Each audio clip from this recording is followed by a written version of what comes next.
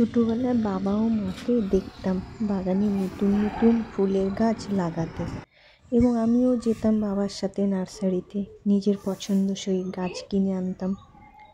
বাগান সাজাতে ভালোবাসতাম, আর আমার কথা মতো বাবা ও মা দুজনেই সারিবদ্ধভাবে গাছ লাগাতো।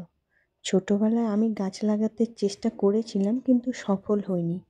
বিয়ে হওয়ার পর শাশুড়ি মাকে মাঝে মধ্যে গাছ কিনে এনে দিতাম লাগাবার জন্যে। তারপর একদিন ভাবলাম নিজে গাছ লাগিয়ে দেখি আমার হাতে হয় কি না। সবাই বললে চেষ্টা করলে হয়, তাই আমিও সর্বপ্রথম ইনডোর প্ল্যান্ট দিয়ে শুরু করলাম গাছ লাগানো। তারপর যখন গাছগুলো গ্রো করা শুরু করলো, তখন আমি ফুল গাছ লাগানো শুরু করলাম।